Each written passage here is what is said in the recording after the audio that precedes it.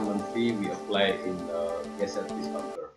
Jadi customer first, hands on with the job roles, managing job task dan time management.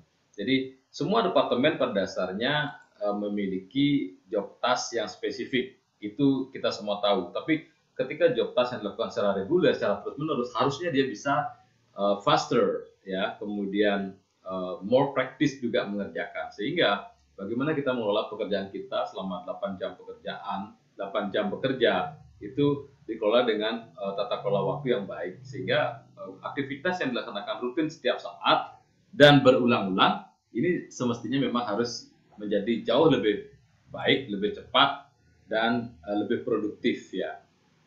Dan nomor 7 terkait dengan delicious food yang tepat juga sampaikan di awal tadi, ini tentu kembali kepada expertise rekan-rekan kita di food and beverage, ya. It's not only for the food and beverage production but also food and beverage services.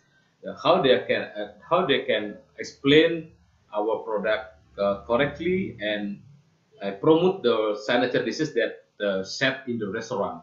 Jadi enak tidaknya itu kan sangat tergantung dari ketika menu pertama dibuat, ya. Jadi sudah ada standar resepinya, kemudian ada food tasting di sana, sehingga ada standar yang harus diikuti oleh seluruh cook, siapapun yang masak, kapanpun, untuk siapapun, untuk menu yang sama, itu harus standarisasi. Kemudian setelah itu juga presentasinya.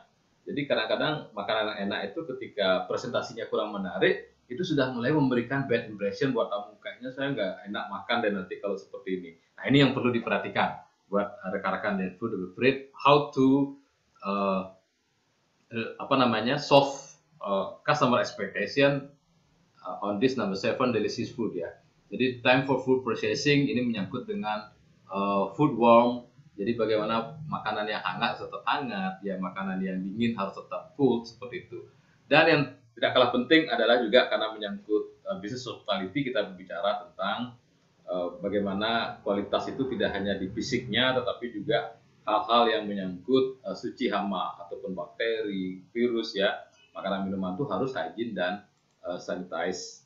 Kemudian safety and secure place, tadi sudah sedikit kita bahas terkait dengan kenyamanan tamu terhadap well-functioning facilities. Maka di sini kita berbicara tentang bagaimana keamanan dari segi mekanika dan elektrikal. Jadi tidak ada perawatan listrik yang trum gitu, ya, tamu tiba-tiba kena short circuit seperti itu, tamu tersentak, kemudian dia kaget, dia merasa gemetar seperti itu, kemudian termasuk juga elevator satu lift yang tiba-tiba mati, yaitu karena mungkin proses maintenance-nya tidak konsisten, ya. Kemudian safety signs sering kita temukan di lobi atau di restoran ketika rekan-rekan di public area attendant melakukan mopping, ya, floor mopping, ataupun sedang ada maintenance di lantai, selalu ada signage warna kuning segitiga, misalnya kalau lagi basah, be careful because slippery when wet, itu misalnya, ya. Atau kemudian kalau misalnya ada jalan agak turun, ada pembatas di atasnya, palang beton gitu misalnya, man your head please gitu misalnya. Jadi ada sign-sign seperti itu, dan ini sudah diatur dalam proses kalau rekan-rekan di industri perhotelan melakukan sertifikasi usaha. Ini juga sudah masuk dalam kriteria audit, apakah ada safety sign di sana dan bagaimana upaya manajemen terkait dengan SOP kayak gitu. Dan security guard walaupun sudah menerapkan sistem teknologi yang paling canggih, CCTV, kemudian sistem sensor segala macam, secara fisik security guard ini sangat penting di dalam menciptakan kesan tempat itu dijaga keselamatannya, ya. Jadi ada patroli yang reguler, kemudian security yang simpati gitu, ya. Simpatik itu yang ramah namun tetap tegas pada aturan. Jadi ini yang juga kadang-kadang kita melupakan karena sudah menggunakan beberapa peralatan teknologi.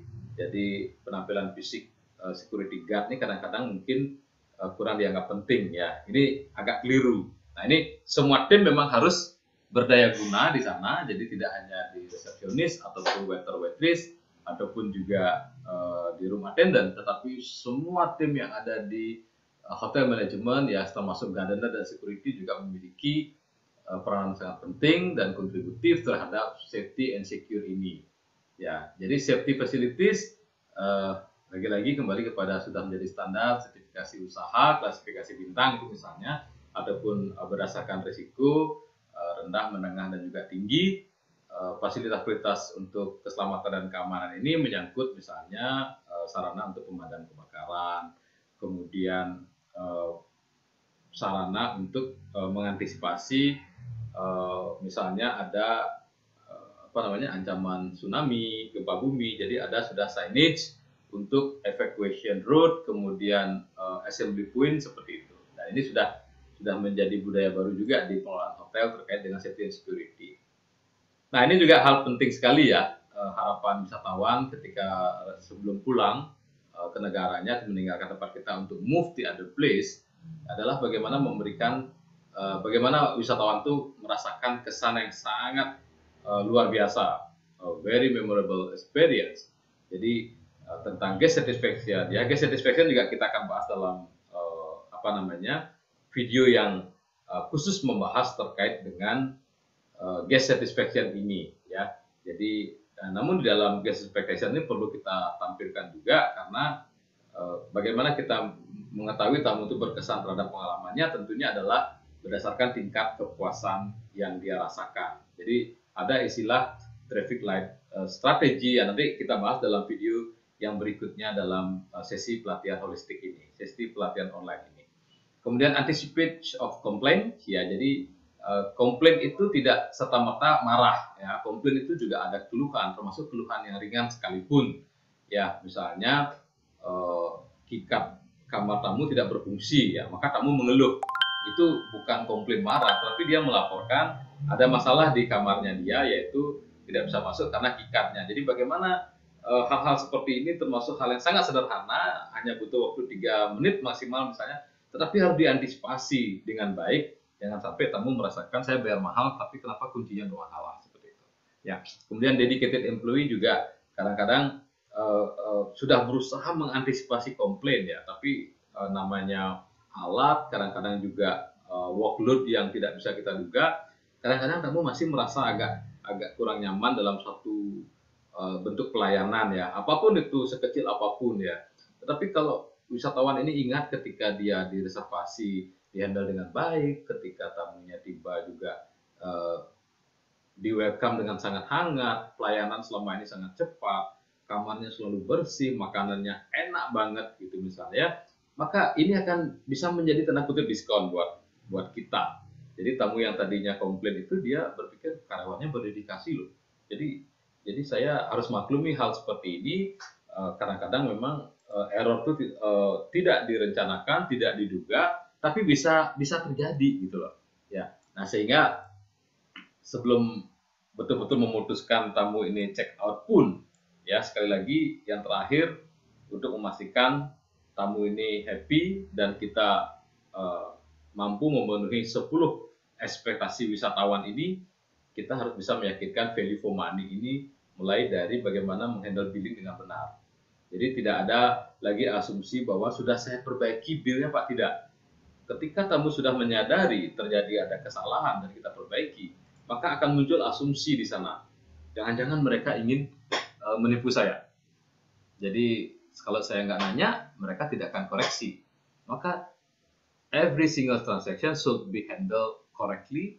Jadi billing ini harus benar, kemudian disimpan dengan baik, sehingga ketika posting di net audit juga benar-benar sudah terintegrasi dengan pembiayaan yang lainnya, sehingga at the end of the day, sebelum tamu check out ini, pre-departure letternya sudah disiapkan beserta dengan estimated total bill, ya. Nah, di sana sekaligus kita biasanya menawarkan jika Anda ingin lebih cepat, Anda bisa melakukan bill settlement lebih awal, tidak harus menunggu jam 12 seperti itu. Nah, kalau billingnya tidak benar, tidak sesuai, ini akan butuh waktu lebih panjang. Jadi tamu yang tadinya sudah memorable experience, jadi menjelang check out ini merasa ada sesuatu yang kurang nyaman lagi gitu loh. Ya, dan memastikan sebelum tamu betul-betul meninggalkan hotel kita ini tidak ada defect sama sekali, no complaint at all. Kalaupun sempat ada, itu pastikan sudah well settled and problem solved before guest depart. Jadi sebelum mereka pergi, kita harus sudah minta maaf, kita juga sudah minta masukan atau input, atau mungkin menyampaikan komitmen kita bahwa ini bukan kesengajaan atau tidak pernah terjadi di tempat kita, dan kita pastikan untuk kunjungan beliau berikutnya akan jauh lebih bagus, well anticipated seperti itu. Ini bentuk komitmen kita bagaimana untuk memahami hal tersebut supaya tamu yang sudah menginap di kita hanya ada masalah kecil saja tidak tertangani dengan baik, akhirnya terbawa sampai ke rumahnya dan tamu ingat, itu akan menjadi halangan buat tamu datang kembali ke tempat kita. Dia akan look for another property ya, even though properti itu lebih jauh gitu ya, tapi dia pingin, saya tidak mau terulang pengalaman yang sama sebelumnya. Bisa jadi seperti itu. Baik, sahabat hotelier, itu tadi adalah 10 guest expectation yang perlu kita kuasai sehingga kita bisa antisipasi ketika tamu mulai dari menyampaikan inquiry-nya dan interest-nya sampai mereka booking, tiba, kemudian menginap, sampai mereka check out.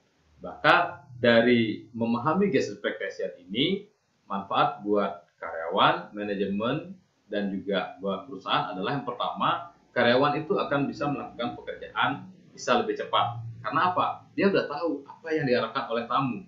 Jadi tidak perlu ragu-ragu lagi. Ya. Dan yang kedua, tamu tentu akan happy. Karena apa? Seperti yang saya sampaikan tadi sebelumnya, di slide sebelumnya, bahwa formula satisfaction itu is determined from the number of perceived performance atau jumlah daripada yang kita tampilkan dan berikan minus guest expectation. Jika perceived performance ini lebih tinggi, maka ekspektasi ini bisa dilampaui, ya, exceed the expectations, jadi sehingga hasilnya bisa positif atau tamu itu happy, guest satisfaction tercapai. Kemudian comfort with work environment. Karena tamu tidak pernah komplain, pekerjaan lancar terus, kita lebih confident, maka suasana pekerjaan itu akan terasa menyenangkan. Jadi tidak pressure, ya. Not a pressure but a leisure, gitu ya. Jadi dengan demikian maka karyawan itu semakin ke depan akan merasa mampu melakukan pekerjaan lebih bagus, better job performance. Jadi mereka lebih yakin mau handle 100 kamar, 200 kamar, kemudian tamu dari negara A, B, C, karena mereka udah tahu guest expectation seperti apa. Dan buat karyawan di rank and file, saya rasa ini juga merupakan tambahan ilmu dan pengetahuan buat teman-teman di rank and file ini, bagaimana mendukung manajemen perhotelan di dalam mengakselerasi pencapaian tujuan operasional program itu sendiri, karena ada segmen yang memang harus didukung penuh oleh rank and file. Seorang GM tidak akan melakukan pekerjaan sebagai waiter, kemudian gardener seperti itu ya, tetapi setiap person in charge in each department and job task ini memang harus memahami customer expectation atau guest expectation. Nah, dengan tentunya akan lebih confident kan, ya, more confidence, jadi tidak ada ragu lagi, tidak merasa wah tamunya nanti komplain saya seperti apa.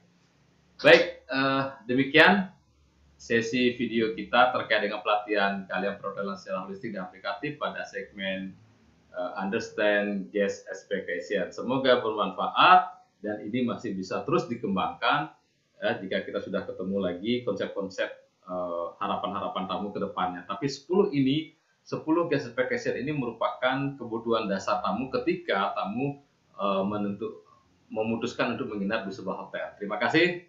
Dan kita akan ketemu lagi di sesi video berikutnya.